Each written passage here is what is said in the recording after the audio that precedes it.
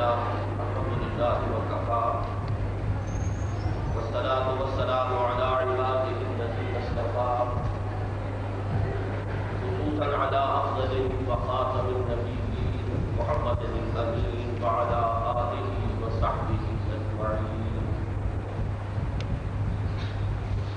أما بعد فقد قال الله تبارك وتعالى في سورة النساء: أعوذ بالله من الشيطان الرجيم بسم الله الرحمن الرحيم. يا أيها الناس اتقوا ربكم الذي خلقكم من نفس واحدة وخلق منها زوجها وبث منهما رجالا كثيرا ونساء واتقوا الله الذي تساءلون به والأرحام إن الله كان عليكم رقيبا. وقال تبارك وتعالى في سورة الأحزاب: إن المسلمين والمسلمات والمؤمنين والمؤمنات والقانتين والقانتات والصادقين والصادقات والصابرين والصابرات والخاشعين والخاشعات والمتصدقين والمتصدقات والصائمين والصائمات والحافظين فروجهم والحافظات والذاكرين الله كثيرا والذاكرات أعد الله لهم مغفرة وأجرا عظيما. وقال جل وعلا في سورة آل عمران: فاستجاب لهم ربهم أني لا أضيع عمل عامل منكم من ذكر أو أنثى بعضكم من بعض فالذين هاجروا وأخرجوا من ديارهم وأوذوا في سبيلي وقاتلوا وقتلوا لأكفرن عنهم سيئاتهم ولأدخلنهم جنات تجري من تحتها الأنهار ثوابا من عند الله والله عنده حسن الثواب. وقال عز وجل في سورة النساء: للرجال نصيب مما اكتسبوا وللنساء نصيب مما اكتسبوا واسألوا الله من فضله إن الله كان بكل شيء عليما. وقال جل وعلا في سورة البقرة: ولهن مثل الذي عليهن بالمعروف وللرجال عليهن درجة والله عزيز حكيم. وقال عز وجل في سورة النساء: الرجال قوامون على النساء بما فضل الله بعضهم على بعض وبما أنفقوا من أموالهم فالصالحات قانتات حافظات للغيب بما حفظ الله. صدق الله العظيم. رب اشرح لي صدري ويسر لي أمري واحلل عقدة من لساني يفقهوا قولي. محترم خواتین اور معزز حاضرین، آپ کے علم میں ہے کہ مجھے اس وقت اسلام اور نظریہ مساوات مرد و زن کے بارے میں گفتگو کرنی ہے۔ دراصل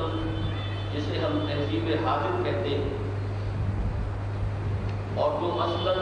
مغربی تہذیب جس کا آغاز یورپ میں ہوا اور یورپ کے سیاسی اور عسکری اصطلاح کے ساتھ ساتھ وہ تہذیب تقریباً پورے عرصے پر غالب آ گئی، تاہم کہ آج کی پوری دنیا میں اگرچہ سیاسی اعتبارات سے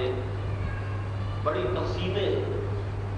لیکن یہ کہ اگر تہذیبی اعتبار سے غور کیا جائے تو محسوس ہوگا کہ ہمارا یہ پورا عرصہ ایک ہی تہذیب کی ہے۔ یہ تہذیب اصلاً مغربی اور یورپی ہے، لیکن اس وقت عملاً یہ آفاقی بن چکی ہے، عالمی۔ اس تہذیب کی اگرچہ مختلف مظاہر ہیں،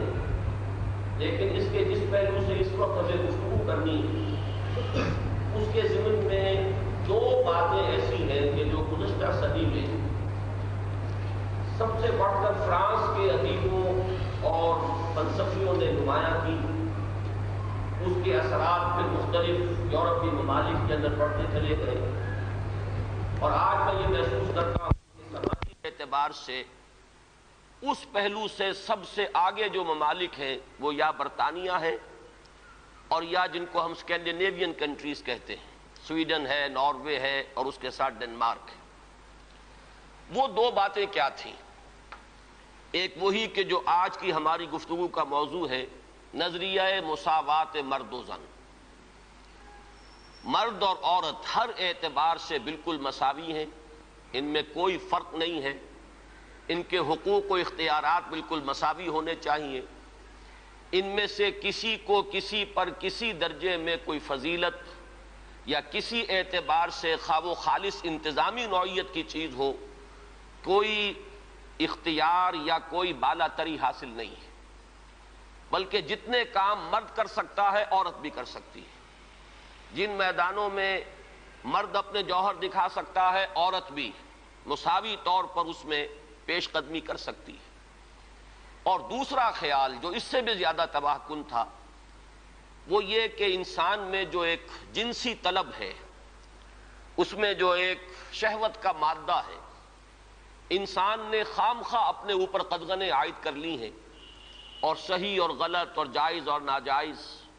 ماں بیٹی بیوی میں خام خواہ کی ایک تفریق ہے جو انسان نے قائم کر لی ہے۔ یہ تمام تفریقیں غیر فطری ہیں، اس لیے کہ حیوانات میں ہم یہ دیکھتے ہیں کہ ایسی کوئی تفریق موجود نہیں ہے، بلکہ یہ کہ جیسے پیاس لگے کسی انسان کو تو پانی جہاں سے مل جائے،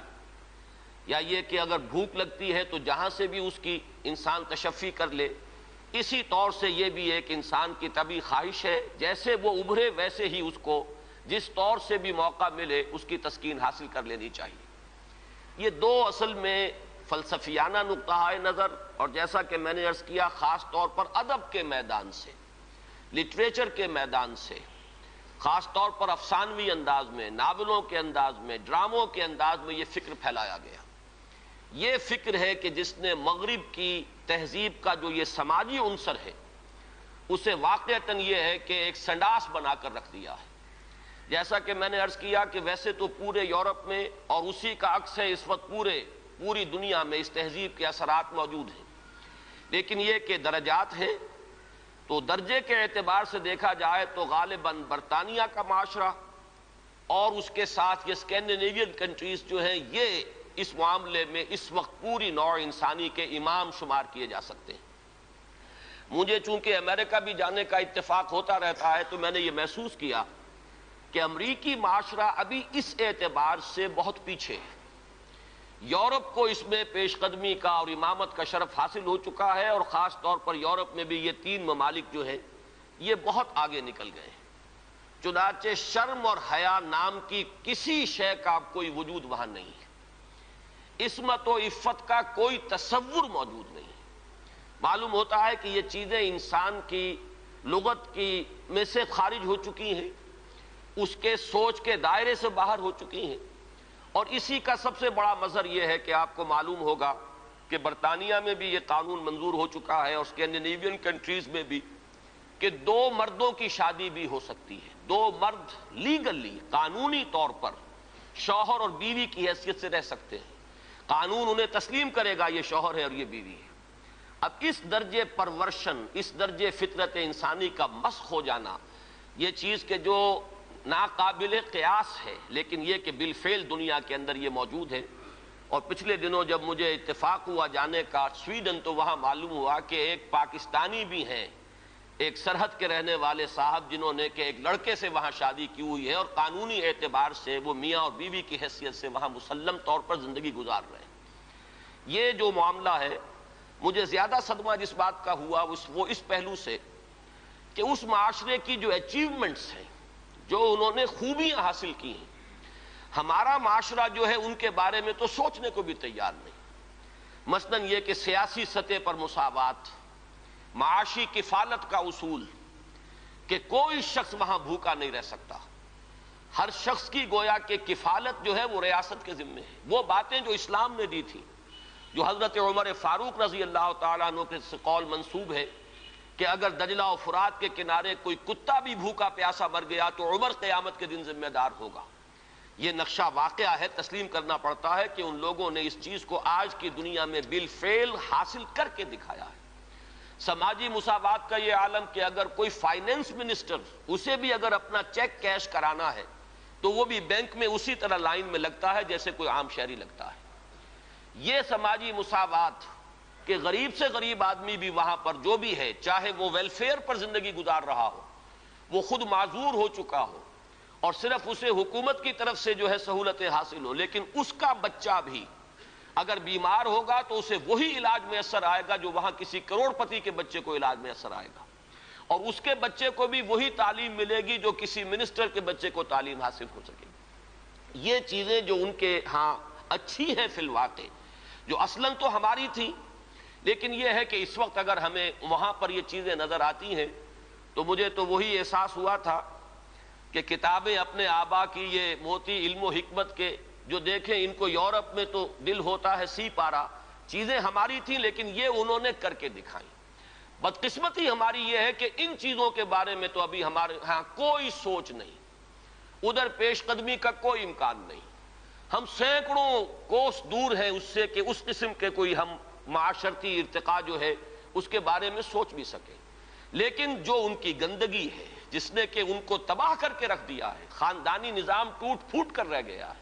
جیسا کہ میں نے عرض کیا کہ شرم اور حیا جو ہے وہ ان کے لغت سے خارج ہو چکے ہیں، عصمت و عفت کے الفاظ بے معنی ہو چکے ہیں. یہ وہ گندگیاں ہیں کہ جن کو اپنے اس معاشرے کے اندر لانے کے لیے ہمارے ہاں ایک طبقہ ہے کہ جو پورے طور پر فعال ہے،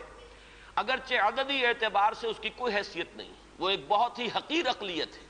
لیکن معنوی حیثیت ہے. اخبارات میں ان کے مضامین چھپتے ہیں، وہ دانشور شمار ہوتے ہیں، سرکاری حلقے جو ہیں وہ ان کو سپورٹ کرتے ہیں، ذرائع ابلاغ جو ہے ان تک ان کی رسائی ہے. لہذا اس معاشرے میں تیزی کے ساتھ یہ چیزیں جو ہیں وہ سرایت کرتی چلی جا رہی ہیں. بہرحال اس تمہید کے بعد اصلاً مجھے جس موضوع پر گفتگو کرنی ہے میں اس کی طرف آ رہا ہوں. میں جہاں تک پردہ اور زنا کے استیصال کے لیے جو دوسری تدابیر اسلام نے اختیار کی ہیں، جہاں تک اس کا تعلق ہے اس پر انشاءاللہ علیحدہ کسی موقع پر تقریر کروں گا. آج کے لیے میں نے طے کیا ہے کہ صرف اس مسئلے کو اچھی طرح ہم تھریش کریں، دیکھیں کہ واقعتاً نظریہ مساوات مرد و زن اس میں کوئی حصہ درست ہے یا نہیں ہے، تو کون سا ہے.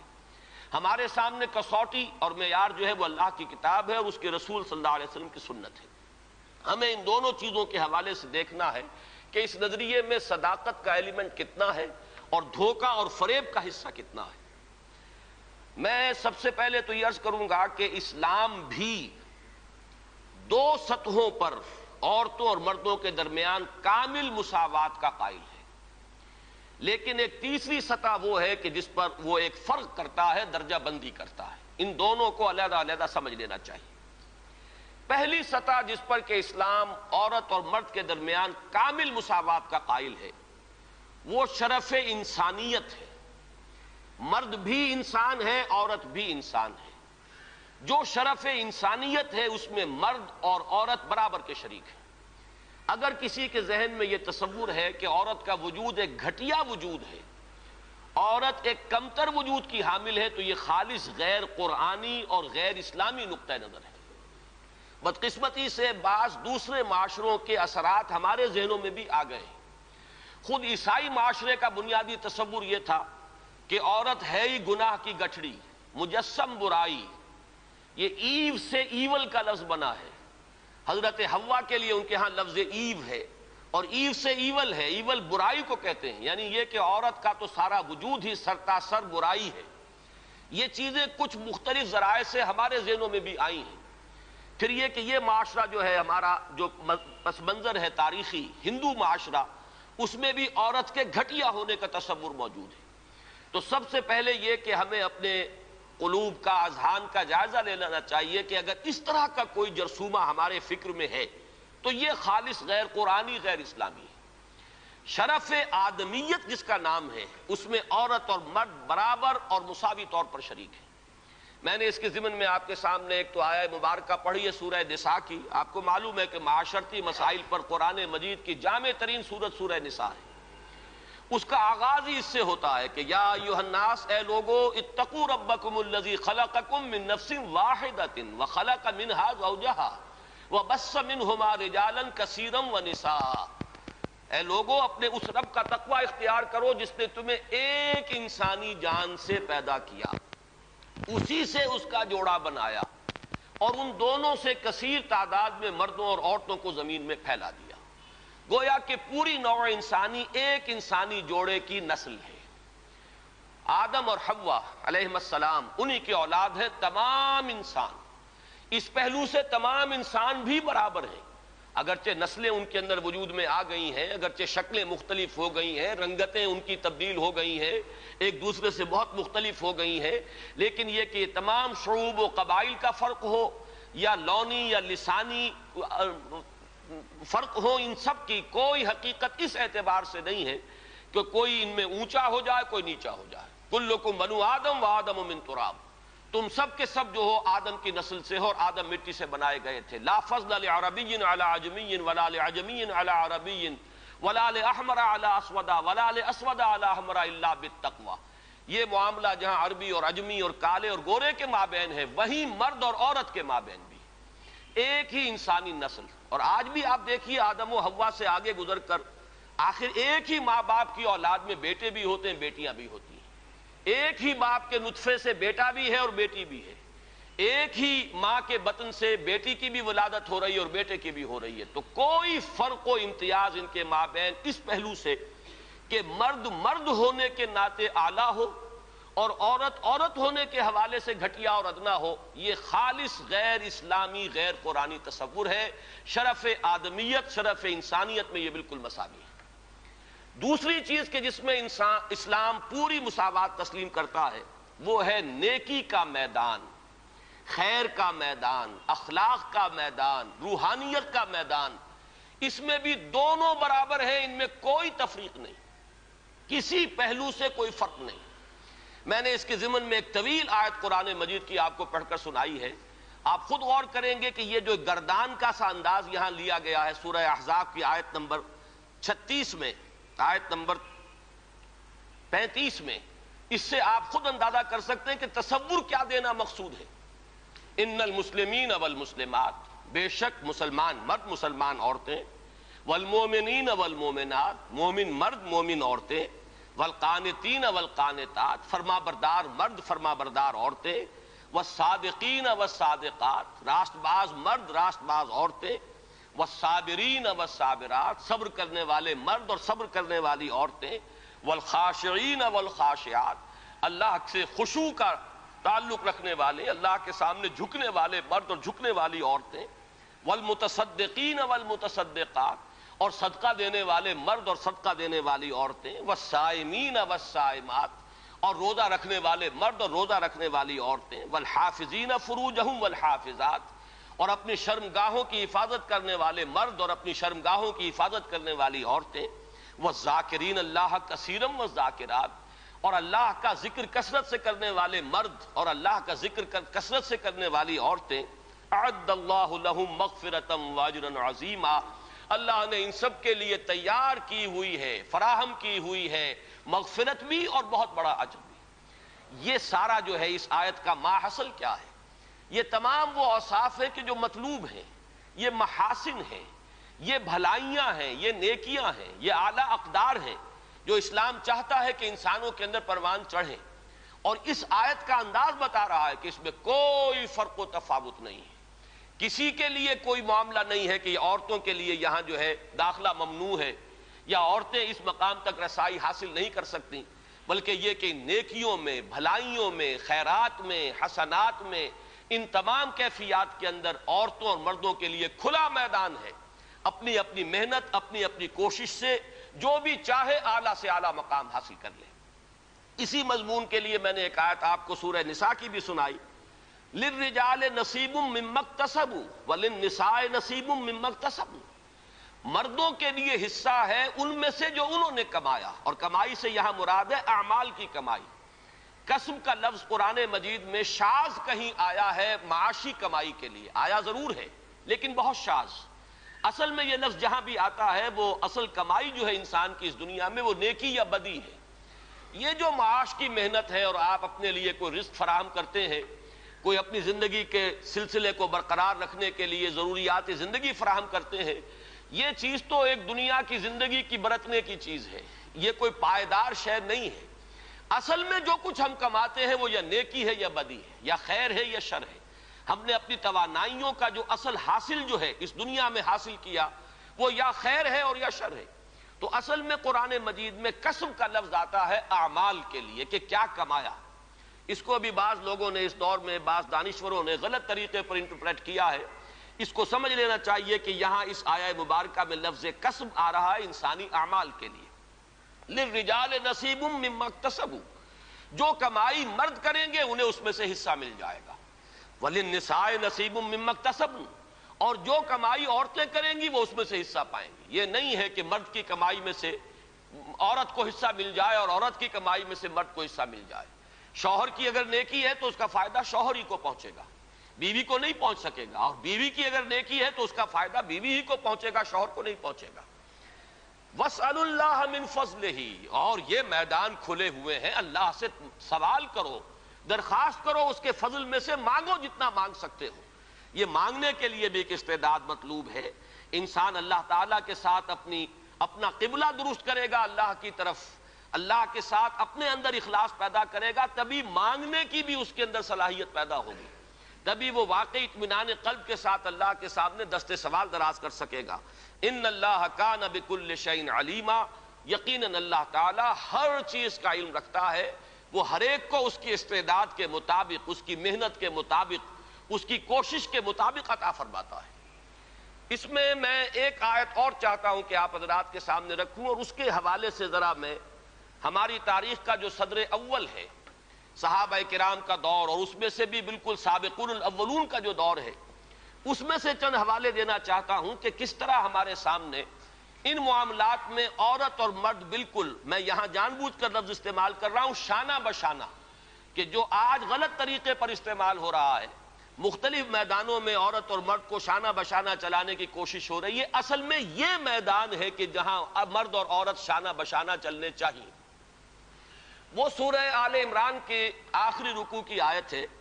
آپ میں سے اکثر حضرات کے ذہن میں ہوگا کہ اس مقام پر اللہ تعالیٰ نے اپنے کچھ نیک بندوں کی دعا نقل کی ہے، بڑی طویل دعا ہے، اور اس دعا کے بعد فوراً جو آیت آتی ہے اس میں اس دعا کی قبولیت کا اعلان ہے۔ فَاسْتَجَابَ لَهُمْ رَبُّهُمْ أَنِّي لَا أُضِيعُ عَمَلَ عَامِلٍ مِّنكُم مِّن ذَكَرٍ أَوْ أُنثَىٰ بَعْضُكُم مِّن بَعْضٍ، تو اللہ نے ان کی دعا قبول فرمائی اور یہ ارشاد فرمایا کہ میں تو تم میں سے کسی بھی عمل کرنے والے کے کسی بھی عمل کو ضائع کرنے والا نہیں ہوں، خواہ وہ مرد ہو خواہ عورت، بعضکم من بعض، تم سب ایک دوسرے ہی سے ہو، ایک ہی باپ کی اولاد میں بیٹے اور بیٹیاں، اور ایک ہی ماں کے بطن سے بیٹے اور بیٹیاں۔ معلوم ہوا کہ تمہیں اگرچہ ہم نے مذکر اور مؤنث بنایا ہے، مرد اور عورت کی شکل دی ہے، لیکن یہ کہ تم ہو ایک ہی انسانیت کی جو نسل ہے اسی سے تعلق رکھنے والے۔ فالذین ہاجروا، اب یہاں اللہ تعالیٰ نے کچھ چوٹی کے اعمال کا ذکر کیا ہے۔ ایک اعمال تو وہ تھے جو سورہ احزاب کی آیت میں ہمارے سامنے آ چکے ہیں، یہ زیادہ تر انفرادی نوعیت کے ہیں، انسان کی نیکی ہے، راست بازی ہے، اللہ کا ذکر ہے، اپنی عصمت و عفت کی حفاظت ہے، صدقہ ہے، خیرات ہے، اور نماز پڑھنا ہے، یہ تمام چیزیں جو ہیں یہ انسان کی انفرادی نیکی کے اوصاف ہیں۔ لیکن یہاں جن چیزوں کا ذکر ہے وہ ہیں در حقیقت اللہ کی راہ میں سرفروشی، جانفشانی، اللہ کی راہ میں تکلیفیں اٹھانا۔ فالذین ہاجروا واخرجوا من دیارہم واوذوا فی سبیلی وقاتلوا وقتلوا، تو جن لوگوں نے اللہ کی راہ میں ہجرت کی، جو اپنے گھروں سے نکال دیے گئے، جنہیں میری راہ میں ایذائیں پہنچائی گئیں، جنہوں نے اللہ کی راہ میں جنگ کی، اور جو قتل ہوئے، فرمایا کہ جن لوگوں کے اعمال اتنے بلند ہیں، جنہوں نے یہ کچھ بلندیاں حاصل کی ہیں اپنے اعمال میں، لَأُكَفِّرَنَّ عَنْهُمْ سَيِّئَاتِهِمْ، ان کے بارے میں تو کسی شک و شبے کی گنجائش ہی نہیں ہے، یعنی میں تو کسی کے چھوٹے سے چھوٹے عمل کو ضائع کرنے والا نہیں ہوں، خواہ وہ مرد ہو خواہ عورت، تم سب ایک دوسرے ہی میں سے ہو۔ باقی جن کے اعمال اتنے بلند ہوں، اتنے اونچے ہوں، جنہوں نے یہ کچھ سرفروشی اور جانفشانی کی ہو ہمارے دین کی راہ میں، میں لازماً دور کر دوں گا ان سے ان کی برائیوں کو، اور میں لازماً داخل کروں گا انہیں ان باغات میں جن کے نیچے ندیاں بہتی ہوں گی، اور یہ اللہ کی طرف سے بدلہ ہوگا، اور اللہ ہی کے پاس ہے بہت بڑا بدلہ۔ اب اس آیت کو سامنے رکھیے، اور میں یہ چاہتا ہوں کہ مردوں اور عورتوں کے درمیان اس پہلو سے جو مساوات سامنے آتی ہے تاریخ اسلامی کے صدر اول میں خاص طور پر، اس کی چند جو مثالیں ہیں وہ آپ کے سامنے آ جائیں۔ دیکھیے، آپ کو معلوم ہے کہ اگرچہ نبوت کا درجہ بہت بلند ہے، بہت اعلیٰ ہے، نبوت و رسالت ایک بہت بڑا منصب ہے، اور یہ بالکلیہ وہبی شے ہے، اکتسابی نہیں ہے۔ اب تو اس کا دروازہ مستقلاً بند ہو چکا محمد الرسول اللہ صلی اللہ علیہ وسلم کے بعد، لیکن یہ کہ آپ سے پہلے بھی اور آپ کے ضمن میں بھی یہ وہبی شے تھی، اکتسابی نہیں تھی۔ کوئی اپنی محنت سے نبوت حاصل نہیں کر سکتا تھا، بلکہ اللہ تعالیٰ جس کو چاہتا تھا منتخب فرماتا تھا۔ اب ان سے کمتر درجے جو ہیں ان میں صدیقیت ہے، شہادت ہے، جیسے کہ سورہ نساء کی آیت میں آیا ہے اولئک مع الذین انعم اللہ علیہم من النبیین والصدیقین والشہداء والصالحین۔ اب میں آپ سے عرض کروں گا کہ جہاں تک مرتبہ صدیقیت کا تعلق ہے، اگرچہ اہل سنت کا یہ اجماعی عقیدہ ہے کہ حضرت ابوبکر صدیق صدیق اکبر ہیں، سب سے بڑے صدیق، بلکہ یہ کہ تمام انسانوں میں انبیاء کے بعد افضل ترین شخصیت حضرت ابوبکر ہے، لیکن واقعہ یہ ہے کہ جس مرتبہ و مقام پر مردوں میں حضرت ابوبکر صدیق ہیں، صدیق اکبر، بالکل اسی مقام پر خواتین میں حضرت خدیجہ الکبریٰ ہے رضی اللہ تعالی عنہا، جو صدیقۃ الکبریٰ ہیں۔ ان کے نام کے ساتھ یہ لفظ کبریٰ جو آیا ہے، اکثر لوگ جو ہے اس کو سمجھتے نہیں ہیں، کبریٰ اکبر کا مؤنث ہے، یہ صدیق اکبر ہیں، وہ صدیقۃ الکبریٰ ہیں، کہ صدیقہ جو ہیں، آپ کو معلوم ہے یہ لفظ قرآن میں حضرت مریم کے لیے آیا، امہ صدیقہ، حضرت عیسیٰ کی والدہ کے بارے میں آیا، وہ صدیقہ تھی۔ اسی طریقے سے حضرت آسیہ کا ذکر آیا، فرعون کی بیوی کا۔ لیکن یہ ہے کہ اس امت میں جس مرتبہ و مقام پر مردوں میں حضرت ابوبکر صدیق ہے، بالکل اسی مرتبہ و مقام پر خواتین میں حضرت خدیجہ الکبریٰ ہے رضی اللہ تعالی عنہ۔ بلکہ واقعہ یہ ہے کہ اگر آپ مجھ سے پوچھیں میرے دل کی بات، فاش گویم آنچ در دل مضمر است، تو مجھے تو واقعتاً یہ طے کرنا مشکل ہو جاتا ہے کہ ان دونوں میں سے افضلیت کس کی ہے، اس لیے کہ جہاں تک اولیت ایمان کا تعلق ہے اس میں بھی یہ بات بالکل سمجھ میں آتی ہے کہ حضرت خدیجہ کا ایمان مقدم ہونا چاہیے حضرت ابوبکر صدیق سے، اس لیے کہ پہلی وحی کے بعد آ کر سب سے پہلی جو گفتگو کی ہے حضور نے، ظاہر بات ہے کہ وہ اپنی زوجہ محترمہ سے کی ہے۔ جس طریقے سے انہوں نے تصدیق کی ہے اور جس طریقے سے حضور کو تسلی دی ہے اور دلجوئی ان کی فرمائی ہے کہ آپ گھبرائیں نہیں، جب آپ نے فرمایا کہ انی خشیت علی نفسی، مجھے تو اپنی جان کا اندیشہ ہو گیا، تو کس درجے بلند دلیل کے ساتھ آپ کو تسلی دی ہے، اللہ آپ کو ضائع نہیں کرے گا، آپ تو غریبوں کی سرپرستی فرمانے والے، بیواؤں کی مدد کرنے والے، اللہ تعالیٰ آپ کو ضائع نہیں کرے گا۔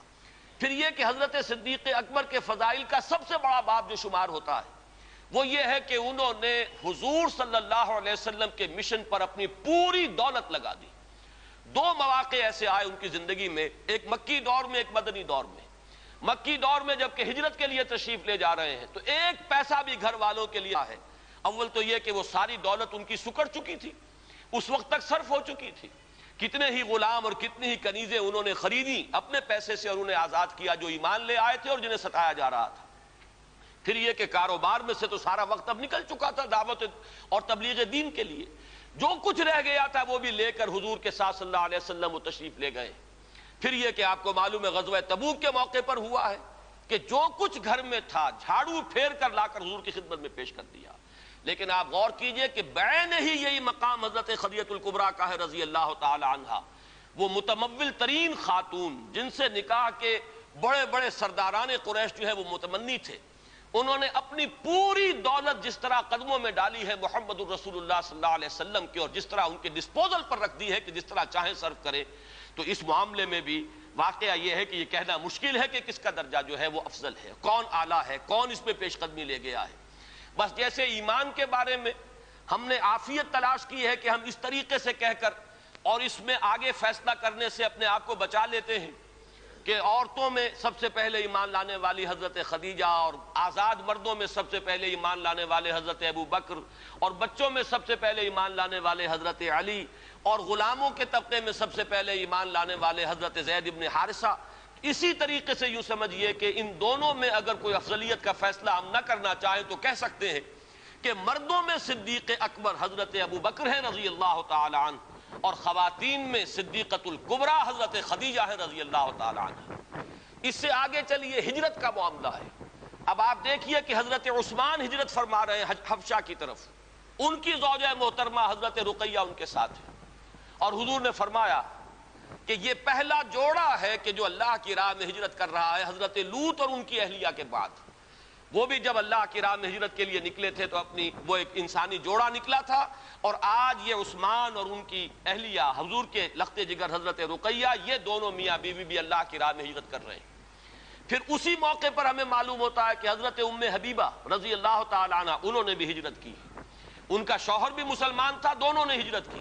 لیکن یہ کہ شوہر پر ایسی افتاد پڑی ہے حبشہ میں جانے کے بعد کہ وہ مرتد ہو گیا، عیسائی ہو گیا، شراب کا بہت زیادہ عادی تھا اور اسی کی وجہ سے اپنی عقل اور ہوش و خرد کو کھو گیا، اور چونکہ پھر حضرت ام حبیبہ وہاں بغیر شوہر کے رہ گئیں، یہی وجہ ہے کہ حضور نے پھر پیغام بھجوایا ہے ان کی دلجوئی کے لیے، اس لیے کہ صاحبزادی کس کی ہے؟ ابو سفیان کی، وہ جو کہ قریش کے سردار ہیں۔ تو حضرت ام حبیبہ کا نکاح پھر حضرت نجاشی نے پڑھایا ہے اور اپنے پاس سے مہر ادا کیا ہے، اور یہ حضور صلی اللہ علیہ وسلم خود مدینے میں تھے، نکاح یہاں ہوا ہے، بعد میں وہ پہنچی ہے مدینہ منورہ۔ تو میں اس وقت صرف یہ بتانا چاہ رہا ہوں کہ اللہ کی راہ میں ہجرت میں بھی مرد اور عورت ہمیں شانہ بشانہ نظر آ رہے ہیں، اس میں بھی ان کی اچیومنٹس وہی ہیں کہ جو مردوں کی۔ اوذو فی سبیلی کا معاملہ لیجئے تو حضرت سمیہ اور حضرت یاسر رضی اللہ تعالی عنہما شانہ بشانہ اس معاملے میں آپ کو نظر آئیں گے کہ جتنی ایذائیں ابو جہل نے پہنچائی ہیں حضرت یاسر کو، اتنی ہی ایذائیں جو ہیں برداشت کی حضرت سمیہ نے۔ جس وحشیانہ اور ظالمانہ انداز میں شہید کیے گئے ہیں حضرت یاسر، اسی طرح وحشیانہ اور بربریت کے انداز میں حضرت سمیہ نے جام شہادت نوش کیا ہے۔ اس معاملے کے اندر بھی وہ مساوات ہمیں نظر آ رہی ہے۔ تو معلوم یہ ہوا کہ یہ تمام مقامات بلند جہاں شرف انسانیت میں مرد اور عورت برابر ہیں، اور اس میں وہ اوصاف کے جو سورہ احزاب کی آیت نمبر 35 میں ہمارے سامنے آ چکے، جس آیت کا جو انداز بتا رہا ہے کہ اس میں کوئی فرق و تفاوت نہیں ہے، بلکہ ان تمام اوصاف میں کھلا میدان ہے۔ عورت اپنی محنت کے مطابق آگے بڑھے، مرد اپنی محنت کے مطابق جو مرتبہ اور مقام حاصل کرنا چاہے کر لے۔ اسی طریقے سے دین کی خدمت میں، دین کے لیے سرفروشی، جانفشانی، ہجرت ہے، اور اللہ کی راہ میں ایذاؤں کو برداشت کرنا ہے۔ جس طرح حضرت بلال اور حضرت ابو فقیہ کو مارا گیا ہے اور پیٹا گیا، اسی طرح حضرت زنیرہ اور بعض دوسری باندیاں ہیں جو ایمان لے آئی حضور صلی اللہ علیہ وسلم پر، انہیں بھی مارا اور پیٹا گیا ہے۔ جس طریقے سے حضرت ابو بکر نے حضرت بلال، حضرت ابو فقیہ کو خرید کر آزاد کیا، اسی طرح متعدد باندیاں ہیں جو ایمان لے آئی تھی اور ان کو انہوں نے اپنے پیسے سے خریدا اور آزاد کیا۔ تو یہ وہ میدان ہے کہ جس میں کامل مساوات ہے، یعنی شرف انسانیت میں کامل مساوات۔ دینی مقامات، روحانی مقامات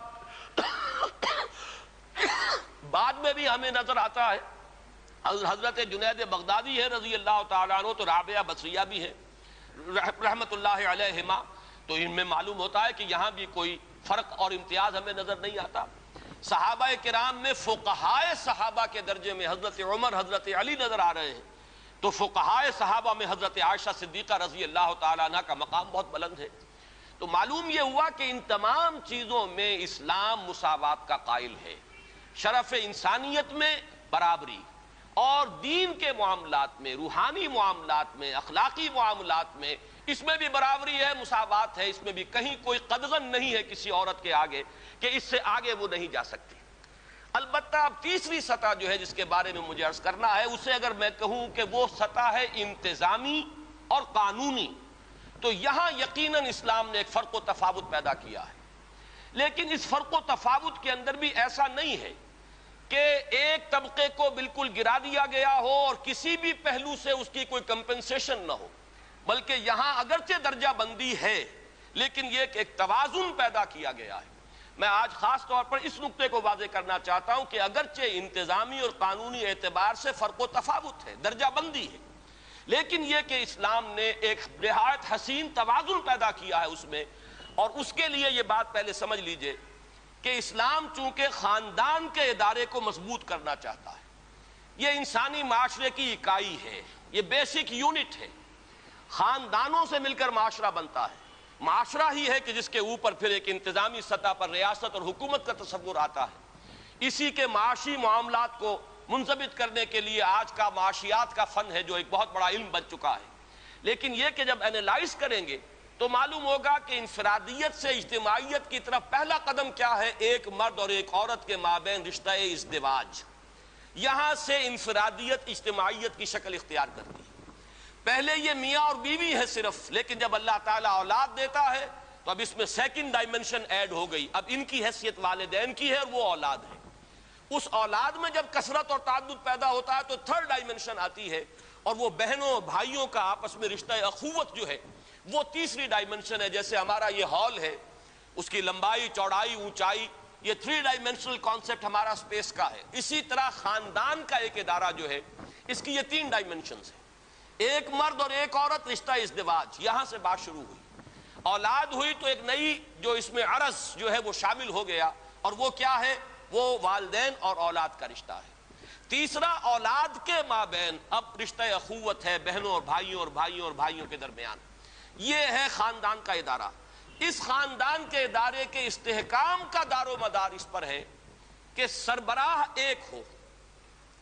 2 برابر کے اختیار رکھنے والے سربراہ کسی ادارے کے نہیں ہو سکتے. دنیا میں کسی بھی سطح پر آپ غور کیجئے، کوئی شخص بقائمی ہوش و حواس یہ نہیں کہہ سکتا کہ کسی اجتماعی ادارے کے 2 بالکل مساوی اختیارات رکھنے والے سربراہ ہو سکتے ہیں. کوئی محکمہ 2 ڈائریکٹرز نہیں ہو سکتے. ڈائریکٹر ایک ہوگا، اس کے نیچے آپ ڈپٹی ڈائریکٹرز اور جوائنٹ ڈائریکٹرز جتنے چاہیں آپ بنا لیجئے، اسسٹنٹ ڈائریکٹر بنا لیجئے، فوج کی فوج کر دیجئے. لیکن اوپر جا کر اگر ایک نہیں ہوگا تو وہ نظام کبھی بھی درست نہیں رہے گا. آپ کی کوئی بہت بڑی فرم ہے، مینیجنگ ڈائریکٹر ایک ہوگا، نیچے ڈائریکٹرز کی چاہے آپ نے کتنی لمبی چوڑی فوج جو ہے وہ بنا لی ہو، لیکن مینیجنگ ڈائریکٹر ایک ہوگا. یہی وہ چیز ہے جسے قرآن مجید بطور دلیل اختیار کرتا ہے توحید کے لیے، کہ اگر اس کائنات میں ایک سے زیادہ با اختیار ہستیاں ہوتی تو اس میں درہم برہم ہو جاتا نظام. لفسدتا، تو فساد پیدا ہو جاتا. کسی کی مرضی کچھ ہوتی، کسی کی مرضی کچھ ہوتی. کوئی کسی حکمت پر عمل کرنا چاہتا، کسی کے سامنے کوئی اور مصلحت ہوتی. یہ حکمتوں اور مصلحتوں کا ٹکراؤ اور اختلاف رائے جو ہے اس کائنات کے اندر جو نظم نظر آ رہا ہے، اس میں جو محسوس ہوتا ہے کہیں کوئی رکھنا نہیں ہے، تو یہ در حقیقت دلیل ہے اس کی کہ ایک ہی اختیار، ایک ہی ارادہ، ایک ہی فیصلہ جو ہے اس کائنات کے اندر کار فرما ہے. یہ توحید کی دلیل ہے کہ لو کان فیہما آلہۃ الا اللہ لفسدتا، اگر ان میں آسمانوں اور زمین میں اللہ کے سوا کوئی اور بھی الہ ہوتے تو اس میں فساد رونما ہو جاتا. بالکل وہی توحید ہے در حقیقت، اسی کا ایک عکس ہے جو اسلام خاندان کے ادارے میں چاہتا ہے کہ اس کا سربراہ ایک ہوگا اور وہ سربراہ مرد ہوگا. میں اس کو بات کو منطقی انتہا تک پہنچانے کے لیے یہاں تک کہتا ہوں کہ فرض کیجئے کہ آپ یہ طے کر لیں کہ عورت سربراہ ہوگی تو لازماً مرد کو اس کے تابع ہونا پڑے گا. یہ دنیا میں ایسے بعض معاشرے رہے ہیں کہ جہاں عورت کو سربراہی دی گئی ہے، وہ در حقیقت وہ اپنی جگہ پر وہ بھی ایک نظام چلا ہے بعض جگہوں پر بہت استثنائی کیفیات کے ساتھ. لیکن ظاہر بات ہے مساوات تو پھر بھی نہ رہی نا، کیونکہ اوپر کسی کو ایک کو ہونا ہے. اگر عورت کو سربراہ بنائیں گے، جس کو آپ کہتے ہیں مادر سری نظام، یہ پدر سری نظام ہے. باپ اگر سربراہ ہے، اگر ماں سربراہ ہے مادر سری نظام ہو جائے گا، لیکن باپ تابع ہو جائے گا، مساوات تو نہیں ہو سکتی. اور اگر پدر سری نظام ہے تو باپ جو ہے وہ بالا تر ہے، وہ ہیڈ آف دی فیملی ہوگا، عورت اس کے تابع ہوگی. یہ ممکن نہیں ہے کہ اس سطح پر مساوات کو اختیار کیا جا سکے. یہ ناممکن العمل ہے. یا مرد کو سربراہی دیجیے یا عورت کو سربراہی دیجیے. اور قرآن مجید نے بالکل واضح الفاظ میں یہ سربراہی جو ہے وہ مرد کو عطا کی ہے. چنانچہ میں نے جو آیات آپ کو پڑھ کر سنائی تھی ان میں سے ایک آیت تو سورہ بقرہ کی ہے کہ جو تمہید کا درجہ رکھتی ہے. ظاہر بات ہے کہ آج جو چیز انسانوں کے اندر اس درجے ایک فلسفے کی شکل اختیار کر کے آ گئی ہے، اس کے کوئی نہ کوئی جراثیم اس زمانے میں بھی ہوں گے. اور عورتوں کے اندر وہ جو ایمینسیپیشن یا ان کی آزادی کا ایک جذبہ ہے، اس وقت بھی کچھ نہ کچھ وہ چاہے بہت ہی دبا ہوا ہو لیکن موجود ہوگا. لہذا قرآن مجید نے جس طریقے سے کہ ہر میدان میں جو قانون اور جو شرعی ہدایات دی ہیں ان میں ایک تدریج ہم دیکھتے ہیں کہ پہلے میدان ہموار کیا گیا. جیسے شراب کے بارے میں پہلے صرف یہ کہہ دیا گیا کہ اس میں کچھ نفع کی بات بھی ہے لیکن نقصان بھی ہے. وَإِسْمُهُمَا أَكْبَرُ مِن نَفْعِهِمَا، اس کا گناہ کا پہلو جو ہے وہ نفع کے پہلو سے بڑھ کر ہے. بس یہ کہہ کر سورہ بقرہ میں چھوڑ دیا گیا. اس سے آگے چل کر ذرا فرمایا گیا کہ تم نماز کے قریب مت جایا کرو جبکہ تم نشے کی حالت میں ہو۔ اس سے اب اندازہ ہو رہا تھا سب کو کہ یہ رخ کدھر جا رہا ہے، اور بہت سے حضرات نے تو پہلی آیت نازل ہوئی تو شراب نوشی جو ہے وہ ترک کر دی اور تائب ہو گئے، بہت سے حضرات دوسری آیت پر سمجھ گئے کہ یہ فیصلہ کن معاملہ اب آنے والا ہے۔ جب تیسری مرتبہ حکم آیا جو سورہ مائدہ میں ہے فَاجْتَنِبُوهُ، اب باز آتے ہو کہ نہیں آتے، فَهَلْ أَنْتُمْ مُنْتَهُونَ، اب باز آتے ہو کہ نہیں، تو گویا کہ وہ آخری حکم آ گیا، اس میں تدریج ہے۔ بالکل اسی طرح اس معاملے کو یہ کڑوی گولی حلق سے اتارنے کے لیے کہ مردوں کو قوام بنایا جانا ہے، مردوں کو حاکم بنایا جانا، اس ادارے کا سربراہ بنایا جانا ہے،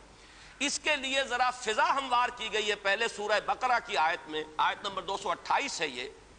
فرمایا وَلَهُنَّ مِثْلُ الَّذِي عَلَيْهِنَّ بِالْمَعْرُوفِ، عورتوں کے حقوق بھی اسی طرح کے ہیں معروف طریقے پر جیسے کہ ان کے فرائض ہیں۔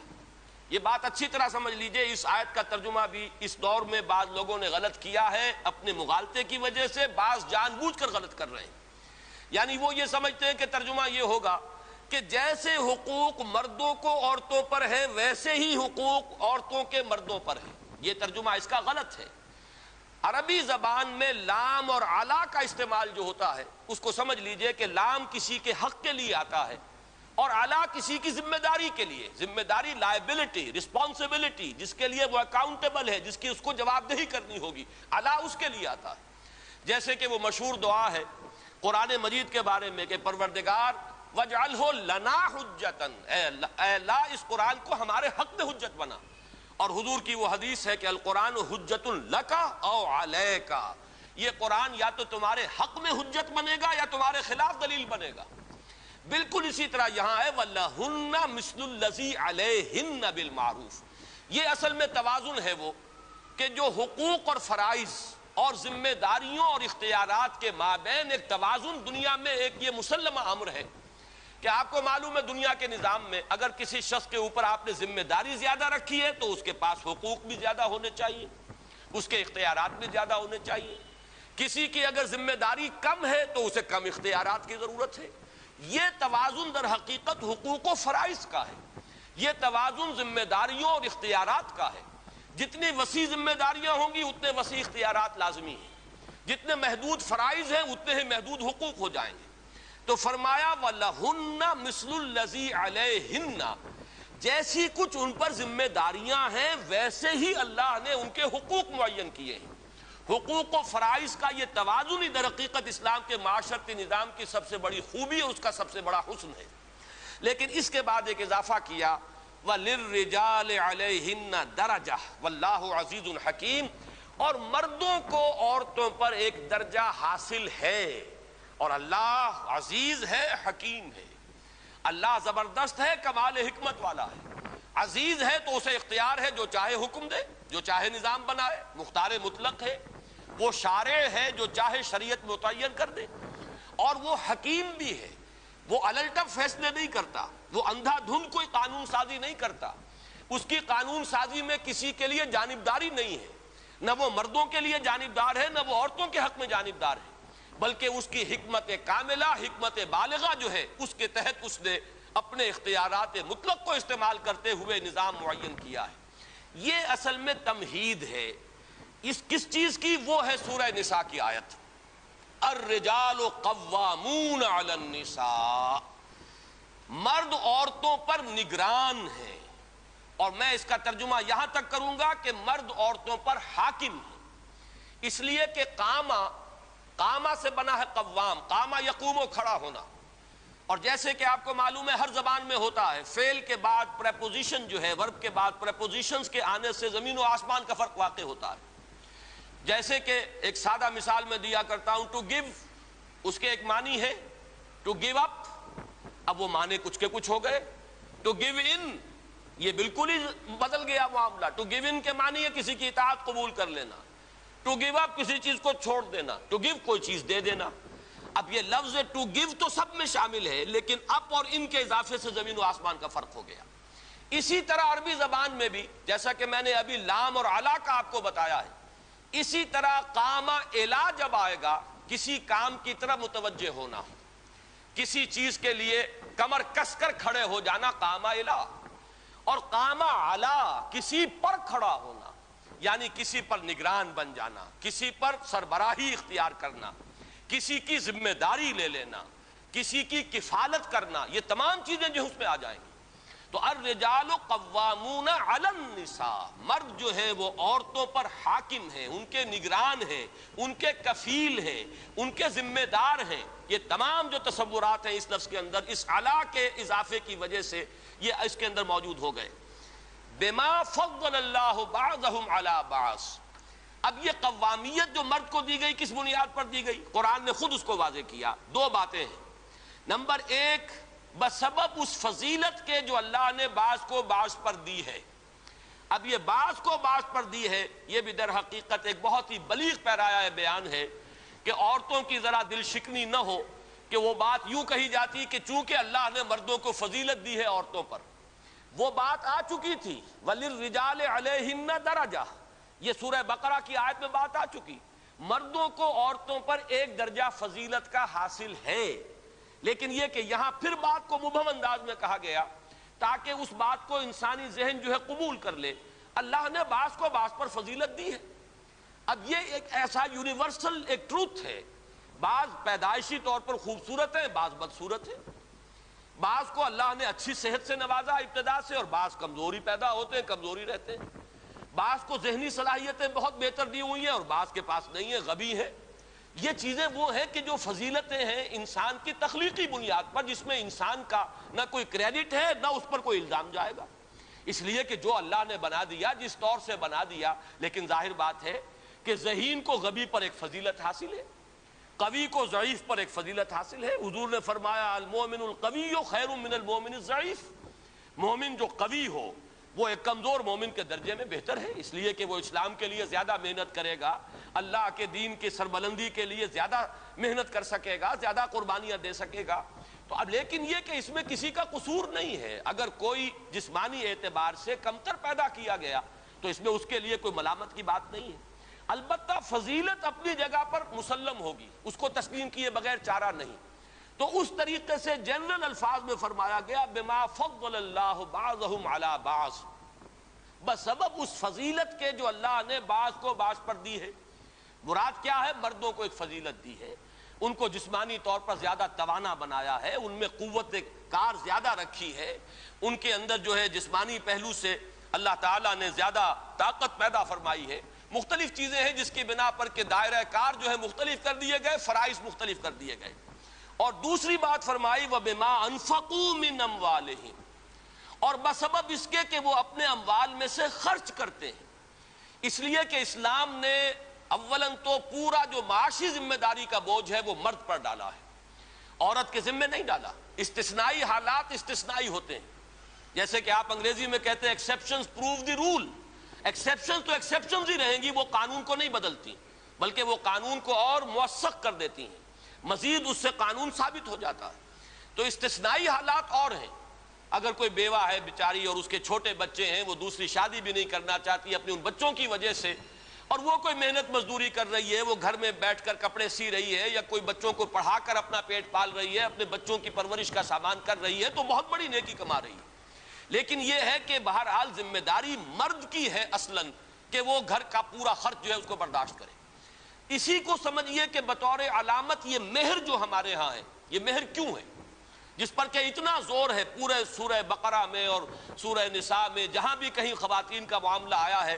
اس میں آپ کو وہ وَآتُوا النِّسَاءَ صَدُقَاتِهِنَّ نِحْلَةً، یہ مہر جو ہے یہ ان کو خوش دلی کے ساتھ ادا کیا کرو۔ اس کا مطلب کیا ہے؟ ظاہر بات ہے کہ مہر عورت کی قیمت نہیں ہے، معاذ اللہ، عورت کوئی فروختنی شے نہیں ہے کہ مہر کے عوض آپ نے اسے خرید لیا۔ یہ صرف ایک سمبل ہے، ایک علامت ہے اس بات کی کہ مرد طالب ہے، عورت مطلوب ہے۔ اس کے لیے علامت کے طور پر یہ چیز رکھ دی گئی ہے کہ کچھ نہ کچھ اپنا مال وہ خرچ کرتا ہے، اور یہ در حقیقت ایک علامت بن گئی ہے اس کے طالب ہونے کی۔ حالانکہ ویسے اگر دیکھا جائے تو سیدھی بات ہے، جیسے مرد کو عورت کی ضرورت ہے، عورت کو بھی مرد کی ضرورت ہے۔ ایک پہیے پر گاڑی نہیں چل سکتی، نہ صرف مرد کے پہیے پر انسانی تمدن کی گاڑی چل سکتی ہے، نہ عورت کے پہیے پر گاڑی چل سکتی ہے۔ یہ دونوں ہی پہیے ہوں گے تو گاڑی آگے بڑھے گی، اور جس طریقے سے مرد کو عورت کی ضرورت ہے اسی طرح عورت بھی مرد کی محتاج ہے، لیکن مہر مرد دیتا ہے تاکہ معلوم ہو کہ یہ ایک اسلام کا ایک رخ ہے کہ جس سے کہ اس نے پورے فلسفے کو واضح کر دیا۔ بما انفقوا من اموالہم، سب سے پہلے تو یہ کہ رشتہ ازدواج کا آغاز ہی ہوا مرد کے مہر ادا کرنے سے، اور پھر یہ کہ اس خاندان کی پوری کفالت کی ذمہ داری مرد نے لی ہے۔ یہ دو بنیادیں ہیں جس کی بنا پر کہ اسلام نے مرد کو حاکمیت دی ہے، قوامیت دی ہے، مرد کو سربراہ بنایا ہے، عورت کو اس کی اطاعت کا حکم دیا گیا ہے۔ لہذا ذرا یہاں دیکھیے اس کے بعد کے الفاظ کیا ہیں، فالصالحات قانتات، پس نیک بیویاں وہ ہیں کہ جو فرما بردار ہیں۔ فرما بردار کن کی؟ اپنی۔ یہ قنوت کا لفظ یا اللہ کے لیے آتا ہے، جیسے کہ ہم نے ابھی سورہ احزاب کی آیت میں پڑھا تھا، والقانتین والقانتات، فرما بردار مرد اور فرما بردار عورتیں۔ قنوت کہتے ہیں فرما بردارانہ انداز میں کھڑے ہو جانے کو، کسی کے حضور میں کھڑے ہونا، جھک کر کھڑے ہونا، گویا کہ اس کا حکم ماننے کے لیے انسان آمادہ ہے کہ جو حکم دیں گے بصر و چشم میں اسے قبول کروں گا۔ اسی لیے جو دعا ہم کھڑے ہو کر مانگتے ہیں وطر میں، اسے دعائے قنوت کہا جاتا ہے کہ ہم نے وہ دست بستہ کھڑے ہو کر اللہ کے حضور میں ہم نے وہ دعا مانگی ہے۔ ورنہ عام طور پر دعا جو ہے انسان وہ بیٹھ کر مانگتا ہے۔ نماز کے بھی قاعدہ اخیرہ کے اندر دعا ہے، ویسے بھی آپ نماز کے اختتام کے بعد بھی دعا مانگتے ہیں بیٹھ کر، دعائے قنوت وہ در حقیقت کھڑے ہو کر۔ تو دست بستہ کسی کے حضور میں حاضر رہنا، اس کے حکم کو بجا لانے کی آمادگی کے ساتھ، یہ قنوت کی اصل روح ہے۔ تو اللہ کا قانت بندہ اور اللہ کی قانت کنیز بندی، لیکن یہاں یہ لفظ آیا ہے فالصالحات قانتات، نیک بیویاں وہ ہیں جو شوہروں کی اطاعت گزار ہیں۔ اب یہاں جان لیجئے وہ قاعدہ کلیہ اپنی جگہ پر قائم رہے گا کہ لا طاعت لمخلوق فی معصیت الخالق۔ حضور صلی اللہ علیہ وسلم نے فرمایا مخلوق میں سے کسی کی اطاعت نہیں ہو سکتی جس میں کہ خالق کی معصیت لازم آ رہی ہو۔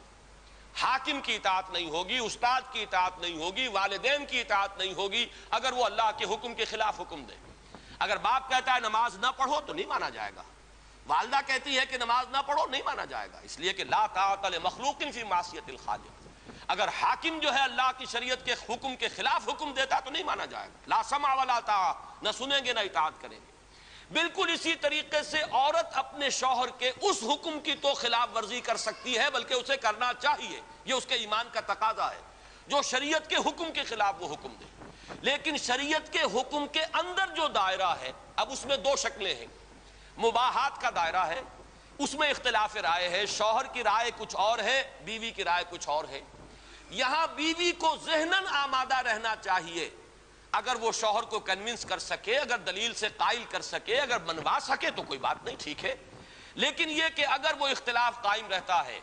تو قرآن مجید کی آیت کی روح سے بیوی کو مستقل طور پر ذہناً آمادہ رہنا چاہیے کہ وہ اپنی رائے کو پیچھے ڈال کر اپنے شوہر کی رائے پر عمل کرے گی۔ یہ اس کا وہ جذبہ ہے کہ جس میں اس نے شوہر کی سربراہی کو گویا کہ ذہناً اور قلباً قبول کیا ہے۔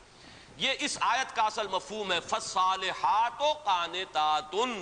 نیک بیویاں وہ ہیں جو شوہروں کی اطاعت گزار ہیں، جو ان کا حکم ماننے والی۔ حکم کہاں؟ مباحات کے دائرے میں، جہاں اللہ تعالیٰ کے حکم کے خلاف حکم وہ نہیں مانا جائے گا، وہ تو پھر اس بندہ مومن اور اللہ کی اس بندی کے لیے امتحان ہے، آزمائش ہے اس کے ایمان کا۔ لیکن یہ کہ اگر اس کے دائرے کے اندر ہے تو اپنی رائے کو پیچھے ڈال کر اپنے شوہر کی رائے پر عمل کرنا، یہ ہے وہ کہ جو ایک مسلمان بیوی سے اسلام کا اور قرآن کا تقاضا ہے۔ فالصالحات قانتات حافظات للغیب بما حفظ اللہ، وہ حفاظت کرنے والی ہیں رازوں کی بھی، اور ظاہر بات ہے کہ اب اس عورت کا بیوی ہونے کے ناطے اس عورت کا ناموس اب اس کا اپنا ناموس نہیں، اس کے شوہر کا ناموس ہے، اس کی عزت اپنی عزت نہیں، اس کے شوہر کی عزت ہے۔ پھر یہ کہ گھروں میں وہ اپنے شوہروں کے مال کی امین ہے، شوہروں کی رازوں کی امین ہے۔ تو سب سے بڑا جو اہم دوسرا وصف ہے کہ جو ایک کس مسلمان بیوی میں اس آیہ مبارکہ کی روح سے ہونا چاہیے، وہ یہ ہے کہ شوہروں کے عزت و ناموس کی حفاظت کرنے والی،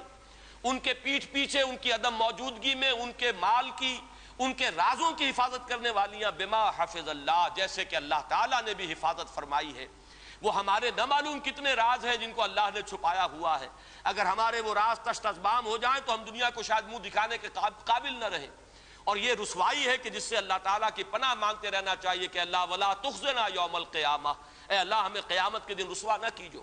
بلکہ یہ کہ ہمارے ان عیوب کی ستاری فرمائیو اور اس کو ان کے اوپر جیسے تو نے دنیا میں پردہ ڈالے رکھا آخرت میں بھی پردہ ڈالے رکھی۔ تو اسی طریقے سے عورت کا معاملہ ہے کہ وہ اپنے شوہر کے، ظاہر بات ہے کہ جس قدر اس سے واقف ہے، اس کی کمزوریوں سے واقف ہے، اس کے جو بھی کوئی راز ہے ان سے واقف ہے، تو اس کی وہ امانت دار ہے۔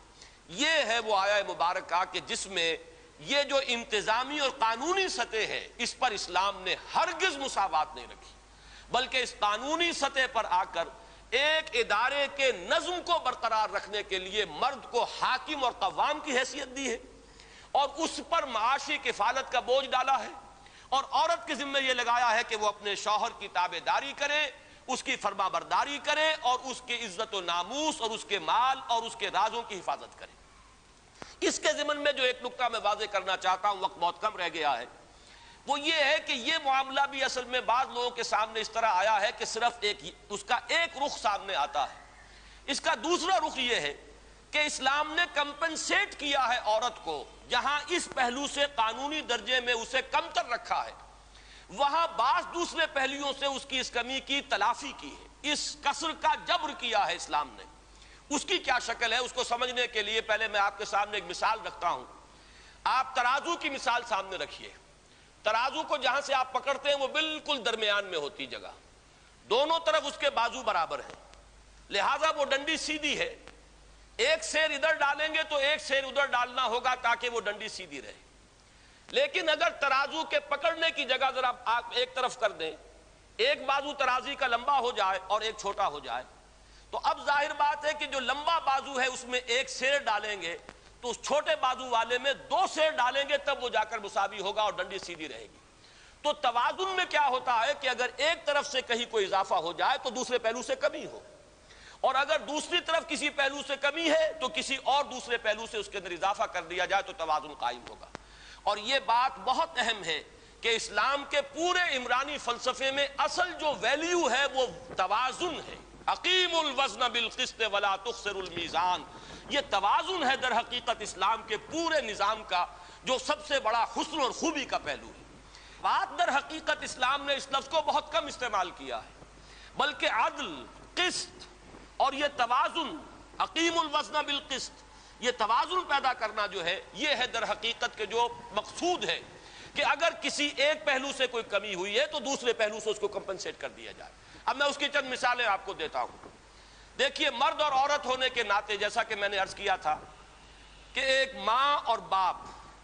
قانونی اعتبار سے باپ کا درجہ بہت افضل ہے ماں کی نسبت، اس لیے کہ اولاد اصلاً اسلام کی روح سے باپ کی ہے۔ ماں کے پاس وہ رہے گی، اگر سیپریشن ہو گئی ہے کچھ عرصے کے لیے، وہ اولاد کی بہتری کے لیے ماں کے پاس اولاد رہ سکتی ہے، لیکن بالآخر اولاد کو لوٹنا ہے مرد کی طرف، باپ کی طرف جانا ہے، اس لیے کہ قانوناً اولاد اسلام کی روح سے باپ کی ہے۔ لیکن اب اس کسر کا جبر کس طور سے کیا، اب آپ اس کا اندازہ کیجئے کس قدر خوبصورتی کے ساتھ کہ جو درجہ اخلاقی اعتبار سے ماں کا ہے، باپ کا اس کا عشر عشیر نہیں، اس لیے کہ جنت جو ہے وہ ماں کے قدموں تلے بتائی گئی ہے، باپ کے قدموں تلے نہیں بتائی گئی۔ جب حضور سے سوال کیا گیا، ایک صحابی نے پوچھا کہ میں کس کے ساتھ حسن سلوک کروں، میرے حسن سلوک کا اولین مستحق کون ہے؟ فرمایا تمہاری والدہ۔ دوسری مرتبہ پھر سوال کرتے ہیں ان کے بعد کون؟ پھر فرمایا تمہاری والدہ۔ تیسری مرتبہ سوال کیا پھر کون؟ پھر فرمایا تمہاری والدہ۔ جب چوتھی مرتبہ سوال کیا ہے کہ ان کے بعد کون، تو فرمایا کہ تمہارے والد۔ معلوم یہ ہوا کہ اب وہ جو قانونی پہلو جو ہے وہ چونکہ اس کی ڈنڈی لمبی ہو گئی تھی وہاں پر کمی کر دی گئی، اور دوسری طرف جو ہے وہ اخلاقی پہلو والا معاملہ، خدمت کا معاملہ، حسن سلوک کا معاملہ، ادب کا معاملہ، جنت کے حصول کا ذریعہ بنانا، وہ ماں کا قدم ہے کہ ان کے نیچے جیسا کہ وہ حدیث کے اندر الفاظ آئے کہ تحت اقدام الامہات، جنت جو ہے وہ ماؤں کے قدموں تلے۔ یہ ہے وہ توازن جو اسلام نے پیدا کیا کہ اس طریقے سے جو ایک طرف کمی تھی اس کو دوسری طرف پورا کر دیا ہے۔ یہی آپ کو بقیہ تمام چیزوں میں بھی نظر آئے گا، بلکہ بعض پہلوؤں سے میں یہ سمجھتا ہوں کہ اسلام نے اپنے عمرانی فلسفے سے بڑھ کر عورت کا ساتھ دیا ہے۔ مثلاً خالص منطقی طور پر یہ بات سامنے آتی ہے کہ جب ساری کفالت مرد کے ذمے ہے عورت کے ذمے کوئی معاشی ذمہ داری نہیں ہے، تو وراثت جو ہے پھر اس میں عورت کا حصہ نہیں ہونا چاہیے تھا، بلکہ وہ بالکل ہی مردوں کو ملنا چاہیے۔ بیٹی جس کے گھر میں جائے گی وہ اس کی رسپانسبلٹی ہے، اس کی لائبلٹی ہے، اس کا خرچہ سارا شوہر کو برداشت کرنا ہے، لیکن بیٹے کو اپنا گھر آباد کرنا ہے، اسے مہر ادا کرنا ہے، تب تو اس کا گھر آباد ہوگا۔ پھر یہ کہ اس پورے خاندان کی کفالت اسے کرنی ہے۔ خالص عقلی اور منطقی اعتبار سے دیکھیے تو اس کا لازمی نتیجہ یہ نکلتا ہے کہ وراثت میں لڑکی کا کوئی حق نہ ہو، بلکہ وراثت کلیتاً جو ہے وہ مردوں کو دی جائے۔ لیکن اسلام نے صرف یہ کیا ہے کہ بیٹی کے لیے نصف حصہ رکھا ہے بیٹے کے مقابلے میں، لیکن یہ کہ اس کو پورا ایک معاشی جو ہے اس کو ایک حیثیت دی ہے، اس کی ایک پوری شخصیت ہے، وہ اپنی ملکیت رکھ سکتی ہے۔ بلکہ ایسے ایسے معاملات سامنے آتے ہیں کہ ایک خاتون نے آ کر حضور صلی اللہ علیہ وسلم سے یہ کہا، دریافت کیا کہ میرے شوہر جو ہے بڑے مفلس ہیں، کیا میں اپنی زکوٰۃ انہیں دے سکتی ہوں؟ تو حضور نے فرمایا ہاں، اگر تم انہیں زکوٰۃ دو گی اپنے شوہر کو تو تمہیں دوہرا اجر ملے گا، ایک زکوٰۃ کی ادائیگی کا اجر اور یہ کہ تم نے شوہر کے ساتھ اس نے سلوک اختیار کیا۔ اب آپ اس کا تجزیہ کیجئے، آپ اپنے والدین کو زکوٰۃ نہیں دے سکتے، آپ اپنی اولاد کو زکوٰۃ نہیں دے سکتے، کیوں؟ وہ آپ کی لائبلٹی ہے، ان کا تو آپ کو خرچہ برداشت کرنا ہی ہے۔ شوہر بیوی کو زکوٰۃ نہیں دے سکتا، اس لیے کہ بیوی تو اس کی لائبلٹی ہے، اس کی کفالت اسے کرنی ہے، اس کا نان نفقہ اس کے ذمے ہے، لہذا اس کو زکوٰۃ کیسے دے گا؟ لیکن بیوی کے ذمے شوہر کی کفالت نہیں ہے، بیوی کی رسپانسبلٹی نہیں ہے کہ وہ شوہر کا نان نفقہ فراہم کرے، لہذا وہ زکوٰۃ اسے دے سکتی ہے۔ اگر وہ قانون کے درجے کو اختیار کرے گی تو وہ چاہے اس کے پاس پیسہ ہو، اس کے پاس دولت ہو، اسے یہ اختیار حاصل ہے کہ وہ اپنے شوہر پر یا شوہر کی اولاد پر، اولاد بھی شوہر کی ہے، اولاد کی پوری جو ہے مینٹیننس وہ باپ کے ذمے ہے، وہ اس پر ایک پیسہ خرچ نہ کرے، اپنا سارا پیسہ جو ہے اگر اس کی کوئی جائیداد ہے جو اسے والدین سے ملی ہے یا کوئی اور اس کا وہ اب کاروبار کر سکتی ہے، کسی شراکت کے اندر اپنا پیسہ لگا سکتی ہے، اس سے جو آمدنی ہو رہی ہو اسے یہ اسلام نے حق دیا ہے کہ ایک پیسہ بھی وہ اپنے شوہر پر یا اپنے گھر پر خرچ نہ کرے، جو کہ اس کے شوہر کا گھر ہے اصلاً، اس لیے کہ یہی قوامیت کا تقاضا ہے، الرجال قوامون علی النساء،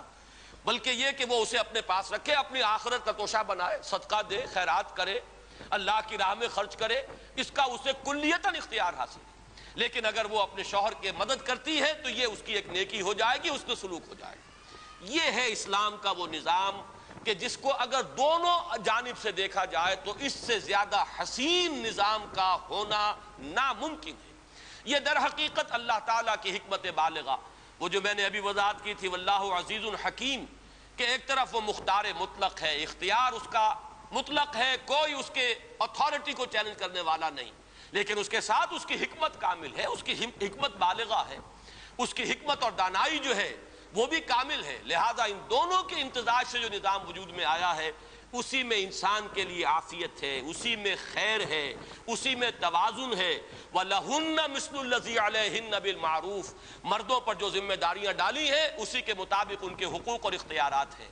عورتوں پر جو ذمہ داریاں ڈالی ہیں اسی کے اعتبار سے ان کے حقوق اور ان کے اختیارات ہیں، اور یہ ہے در حقیقت وہ تیسرا درجہ جس میں ہرگز کسی برابری کا کوئی سوال نہیں، بلکہ یہ کہ مردوں کی قوامیت از روئے قرآن مسلم ہے، اور عورت کے لیے مسلمان عورت کو آج ہماری بہنوں کو ذہناً ریکنسائل کرنے کی ضرورت ہے، ہماری بیٹیوں کو یہ بات اچھی طرح سمجھ لینی چاہیے، اس لیے کہ ظاہر بات ہے کہ ہم بھی اس معاشرے میں رہتے ہیں، اس کے اثرات ہم پر بھی پڑتے ہیں، ادھر ادھر کی سنی سنائی باتیں جو ہیں وہ جو کانوں میں پڑتی ہیں یا اخبارات میں مضامین نگاہوں سے گزرتے ہیں تو وہ اپنے اثرات پیدا کرتے ہیں ذہنوں میں، سوچنے کے انداز میں۔ اگر وہ غیر شعوری طور پر یہ احساسات یا یہ خیالات، یہ نظریات ہمارے ذہنوں کے اندر آ رہے ہوں تو شعوری طور پر ہمیں انہیں جھٹک دینا چاہیے، اس سے اپنے ذہنوں کو پاک کرنا چاہیے۔ اسلامی معاشرہ وہی ہے کہ جس میں گھر میں مرد کو قوامیت حاصل ہے۔ میں وہ حدیث بارہا سنا چکا ہوں جس میں حضور صلی اللہ علیہ وسلم نے کچھ چیزوں کا تقابل فرمایا کہ اگر تمہارے اندر یہ اوصاف ہیں تو تمہارے لیے زندہ رہنا بہتر ہے، اور اگر تمہارے یہ اندر یہ اوصاف ہے مقابل کے تو تمہارا مر جانا بہتر ہے۔ پہلے کے لیے آپ نے فرمایا کہ ظہر الارض خیر لکم من بطنها، زمین کی پیٹھ تمہارے لیے اس کے پیٹ سے بہتر ہے، یعنی دفن ہو جانے سے زمین کے اوپر چلنا پھرنا بہتر ہے۔ اور دوسری کے لیے استعارہ کیا کیا، فبطن الارض خیر لکم من ظہرها، زمین کا پیٹ تمہارے لیے پھر اس کی پیٹھ سے بہتر ہے، یعنی تمہارا مر کر دفن ہو جانا بہتر ہوگا اس سے کہ تم زندہ رہو۔ اور ان تین اوصاف میں سے ایک وصف جو ہے وہ یہ ہے کہ وہ امورکم الی نسائکم، اگر تمہارے معاملات تمہاری عورتوں کے حوالے ہو جائیں اور وہ حاکم بن بیٹھیں، ان کی مرضی چل رہی ہو، ان کا اختیار چل رہا ہو، تو پھر تمہارا مر جانا بہتر ہے اور مر کر زمین کے پیٹ میں دفن ہو جانا بہتر ہے۔ یہ الفاظ محمد الرسول اللہ صلی اللہ علیہ وسلم کی۔ بہرحال میں نے آج کی گفتگو کا حاصل میں اگر چند تین جملوں میں بیان کروں تو یہ جو نظریہ مساوات مرد و زن ہے، ہمیں اپنے ذہنوں کی اصلاح کرنی چاہیے کہ اگر کسی درجے میں عورت کے گھٹیا ہونے کا تصور ہمارے ذہن میں ہے تو یہ یقیناً جاہلی تصور ہے، یہ کہیں عیسائیت کے کوئی اثرات ہم پر پڑ گئے یا ہندو مت کے کوئی اثرات ہم پر پڑ گئے۔ شرف انسانیت میں عورت اور مرد بالکل مساوی ہیں۔ نمبر دو، دینی اعتبار سے ہرگز عورت کا قدم پیچھے نہیں ہے، بلکہ للرجال نصیب مما اکتسبوا وللنساء نصیب مما اکتسبوا، سورہ احزاب کی آیت بھی اور اس کے بعد میں نے سورہ آل عمران کی آیت کے حوالے سے وہ جو مقامات بلند ہیں وہ بھی آپ کے سامنے رکھ دیے، اور ہماری تاریخ جو ہے اس پر گواہ ہے کہ یہ تمام مراتب یہ کھلے ہوئے ہیں، مرد کے لیے بھی اپنی محنت اور اپنی کوشش کے مطابق اور عورت کے لیے بھی اپنی محنت اپنی کوشش کے مطابق۔ یہاں کوئی جو ہے، مجھے ایک نظم یاد آ رہی ہے انگریزی کی، ہم نے 10ویں جماعت میں پڑھی تھی، Charity is that soothe and heal and bless are scattered over the feet of man like flowers۔ یہاں پر کوئی قدغن نہیں ہے، نیکیاں بھلائیاں خیرات یہ انسانوں کے قدموں کے سامنے ہیں، جس طرح چاہے انسان ان پھولوں کو چن لے۔ یہاں پہ کوئی مردوں کے لیے خاص نہیں، عورتوں کے لیے کوئی اس میں مناہی نہیں، بلکہ یہ تمام نیکیاں بھلائیاں خیرات حسنات اس کا راستہ کھلا ہوا ہے۔ البتہ قانونی اور انتظامی سطح پر، خاص طور پر جب مرد اور عورت شوہر اور بیوی کی شکل اختیار کر لیں تو اب ان میں درجہ بندی ہے۔ للرجال علیہن درجہ، اور اس کا جو اختتامی جو معاملہ ہے، الرجال قوامون علی النساء بما فضل اللہ بعضهم علی بعض، مردوں کو عورتوں پر نگران اور حاکم بنایا گیا ہے بسبب اس کے کہ اللہ نے فضیلت دی ہے بعض کو بعض پر، یہ اس کی دین ہے، اس کی عطا ہے۔ اور نمبر دو، وبما انفقوا من اموالہم، جو وہ خرچ کرتے ہیں اپنے اموال میں سے، فالصالحات قانتات حافظات للغیب بما حفظ اللہ، نیک بیویاں وہ ہیں جو اپنے شوہروں کی تابع دار ہیں، ان کی فرما بردار ہیں، اطاعت شعار ہیں، ان کے عزت و ناموس اور ان کے مال اور ان کے رازوں کی حفاظت کرنے والی ہیں۔ اللہ تعالی ہماری خواتین کو دین کا فہم عطا فرمائے اور ان کے سینوں کو کھول دے کہ جو راستہ اللہ نے اور اس کے رسول نے معین کیا ہے اسی کو وہ اختیار کریں، اور جو بھی اس معاشرے کے اندر غلط رجحانات پروان چڑھ رہے ہیں ان سے نہ صرف یہ کہ وہ خود بچیں بلکہ وہ اور بھی خواتین کو اس سے بچانے کی کوشش کریں۔ اقول قولی ھذا واستغفر اللہ لی ولکم ولسائر المسلمین والمسلمات۔ کا ذریعہ ہے تو اس میں عورت کے ووٹ کا حق ہے، اگر حق ہے تو پھر وہ پورا ہوگا کہ آدھا؟ یہ معاملہ جو ہے خالص اجتہادی نوعیت کا ہوگا، اور اس میں کسی ایک شخص کو کوئی بات کہنے کا ایک اظہار رائے کی حد تک تو حق حاصل ہے، لیکن یہ کہ کوئی فیصلہ کرنے کا کسی ایک فرد کو اختیار نہیں ہے، اس لیے کہ ووٹ نام کی کوئی شے ہمارے جو قرون اولیٰ ہیں ان میں موجود نہیں تھی۔ مشورہ ہوتا تھا تو مشورہ اکثر و بیشتر تو مردوں کے مابین ہوتا تھا، لیکن ہمیں ایک ثبوت ملتا ہے کہ حضرت عثمان رضی اللہ تعالیٰ عنہ کی جب خلافت کا فیصلہ ہو رہا تھا اور 6 افراد پر مشتمل ایک بورڈ بنا دیا تھا حضرت عمر فاروق رضی اللہ تعالیٰ عنہ نے، اور اس میں سے 2 افراد وڈرا کر گئے تھے، اور پھر جو 3 حضرات رہ گئے تھے، 3 حضرات نے وڈرا کیا، 3 میں سے حضرت عبد الرحمن ابن عوف کو نے یہ فرمایا کہ اگر تم دونوں مجھے اختیار دے دو تو میں بھی وڈرا کرتا ہوں، تمہارے دونوں کے درمیان میں فیصلہ کر دوں گا۔ آخری رہ گئے تھے حضرت عثمان اور حضرت علی رضی اللہ تعالیٰ عنہما۔ اب جب ان دونوں نے اختیار دے دیا حضرت عبد الرحمن ابن عوف کو، تو اب انہوں نے چند دن لیے اور وہ مشورہ کرتے تھے، مردوں سے بھی مشورہ کیا، خواتین سے بھی مشورہ کیا،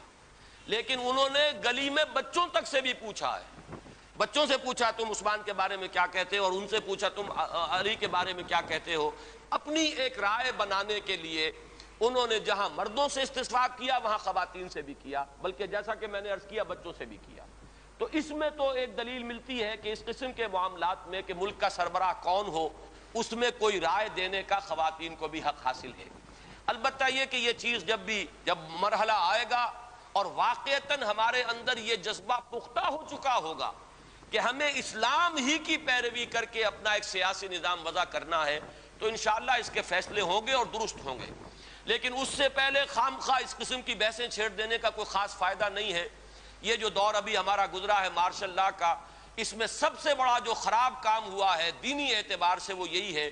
کہ دین کی طرف آگے بڑھنے کا ارادہ تو موجود نہیں تھا اور بحثیں چھیڑ دی گئیں، لہذا کنٹروورسیز تو شروع ہو گئیں اور لے دے ہو گئی اور مضامین آ گئے اور ادھر ادھر سے بحثیں جو ہیں وہ بہت انتہا کو پہنچ گئیں اور قدم ایک بھی آگے نہیں اٹھا۔ یہ در حقیقت بالکل برعکس ہے اس کے کہ جو ہونا چاہیے۔ جب فیصلہ ہو جائے کہ چلنا ہے تب بات ہو تو پھر انسان صحیح رائے تک بھی پہنچتا ہے، اور اصل میں وہ where there's a will there's a way، جہاں ارادہ ہوتا ہے راستہ کھلتا چلا جاتا ہے، لیکن ارادہ نہ ہو اور خامخواہ کی بحثیں چھیڑ دی جائیں تو اس کا کوئی فائدہ نہیں۔ بہرحال اصولاً میں اس کا مخالف نہیں ہوں کہ جہاں تک ملک کے کسی سربراہ کے انتخاب کا تعلق ہو یا اسی طریقے سے کوئی حکومت کے سلسلے میں خواتین سے بھی رائے لی جا سکتی ہے، اصولاً میں اس کا مخالف نہیں ہوں، لیکن اس کا نظام کیا بنے گا؟ سب سے پہلے تو یہی طے کرنا ہوگا کہ اس کی عمر کیا ہو۔ خود مردوں میں بھی آپ کو معلوم ہے کہیں 18 برس ہوتی ہے، کہیں 20، کہیں 21، تو یہ بھی کوئی منصوص شے تو نہیں ہے۔ یہ تمام چیزیں وہ ہیں کہ جو انتظامی درجے میں جب وہ مرحلہ آئے گا طے کر لی جائیں گی۔ اور کوئی سوال؟ البتہ یہ بات جان لیجئے کہ عورت کی سربراہی کا کوئی سوال نہیں ہے اسلامی نظام میں، حکومت کی سربراہی کسی خاتون کی ہونے کا قطعاً کوئی سوال نہیں، یہ خارج از بحث ہے۔ یہ اصل میں ذمہ داری، بھاری بوجھ جو ہے وہ ہمارے اس نظام میں عورت کے اوپر نہیں ڈالے گئے ہیں۔ یہ انشاءاللہ تعالیٰ پھر اور جو اس سلسلے میں مجھے بعض موضوعات پر گفتگو کرنی ہے تو انشاءاللہ ان چیزوں پر بھی گفتگو ہوگی کہ در حقیقت معاشی طور پر عورت کے لیے کیا دائرہ کار سماجی سطح پر اسلام نے مقرر کیا ہے، مرد کا کیا دائرہ کار ہے، پھر یہ کہ ان کے درمیان اختلاط یا عدم اختلاط کے سلسلے میں اسلام کی ہدایت و رہنمائی کیا ہے، اس پر انشاءاللہ آئندہ گفتگو ہوگی۔